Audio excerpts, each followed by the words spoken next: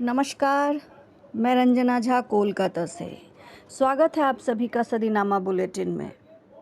उपस्थित हूँ मैं 11 अप्रैल 2026 के संपादकीय के साथ, जिसे लिखा है सह संपादक राकेश अचल जी ने और जिसका विषय है हरिवंश अब भाजपा के वंश में सरी।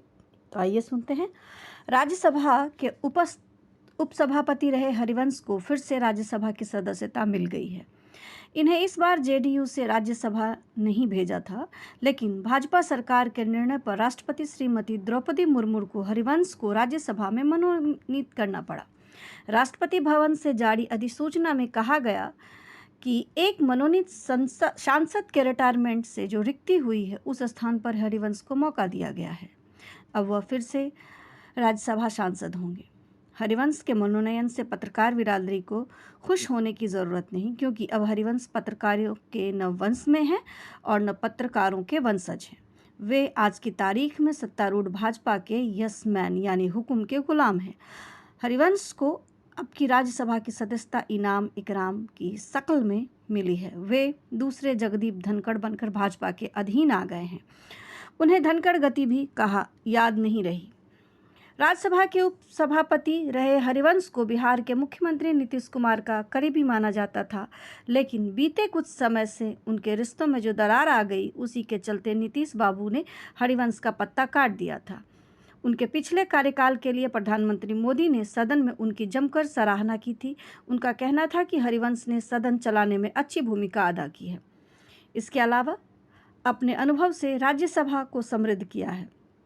मोदी जी ने संकेत भी दे दिया था कि हरिवंश जी की राजनीतिक पारी अभी समाप्त नहीं हुई है और वह आगे भी जनहित में काम करते रहेंगे। माना जा रहा है कि प्रधानमंत्री मोदी की वह टिप्पणी एक संकेत थी कि कैसे हरिवंश को फिर से लौट सकते हैं, और वही हुआ। हरिवंश का 9 अप्रैल को ही कार्यकाल समाप्त हुआ था और अगले ही दिन उन्हें नया मौका मिल गया है। पूर्व चीफ जस्टिस रंजन गोगोई का कार्यकाल समाप्त होने के बाद एक मनोनीत सांसद की सीट खाली थी। उसी स्थान पर हरिवंश को मौका मिला है। मोदी जी ने नीतीश बाबू को भी संकेत दे दिए हैं कि जिसे वे ठुकराएंगे उसे भाजपा गले लगाएगी। मुझसे उम्र में सिर्फ 2 साल बड़े 69 साल के हरिवंश पहले ही 2 बार राज्यसभा में बिहार का प्रतिनिधित्व कर चुके हैं। वह उच्च सदन के उपसभापति भी रहे हैं। इस दौरान सरकार की ताल में ताल मिलाकर व्यवस्था के साथ सदन का संचालन करने की उनकी काबिलियत ही मेरा मोशक को भा गई।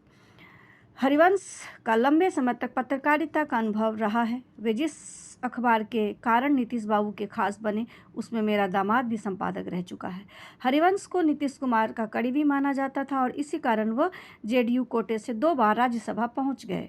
हरिवंश को तीसरी बार राज्यसभा में जाने के लिए जदयू का वंश छोड़ना पड़ा। अब वे नागपुरिया संस्कृति के संवाहक हैं।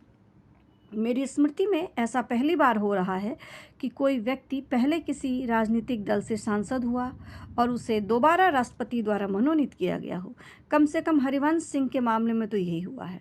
सवाल यह है कि क्या यह कला और संस्कृति विभूतियों के प्रति अन्याय नहीं है? हरिवंश किसी कलाकार की राज्यसभा सीट खा गए। हरिवंश को खैरात नहीं बांटनी थी तो भाजपा उन्हें अपने कोटे से राज्यसभा भेज देती। हरिवंश को राष्ट्रपति ने सुप्रीम कोर्ट से पूर्व चीफ जस्टिस रंजन गोगोई की सीट से मनोनीत किया है। रंजन गोगोई के रिटायरमेंट होने के बाद यह सीट खाली हुई थी। हरिवंश का कार्यकाल 2032 तक रहेगा। आपको बता दूं कि राज्यसभा में अधिकतम 250 सदस्य हो सकते हैं। अभी 245 सदस्य हैं। इसमें से 12 सदस्य को राष्ट्रपति द्वारा मनोनीत किया गया है। कला, साहित्य, विज्ञान और सामाजिक सेवा के क्षेत्र में विशिष्ट योगदान देने वालों को राष्ट्रपति द्वारा सांसद बनाया जाता है। हरिवंश नारायण सिंह राजनेता बनने से पहले लंबे समय तक पत्रकार रहे। वह मूल रूप से उत्तर प्रदेश के बलिया जिले के रहने वाले हैं। हरिवंश ने तीसरी बार राज्यसभा जाने के लिए कुछ तय किया हो या न किया हो, लेकिन मेरा मानना है कि उन्होंने अपने उस ज़मीर को ज़रूर गिरवी रख दिया जो एक पत्रकार के रूप में उन्हें समय ने दिया था। धन्यवाद।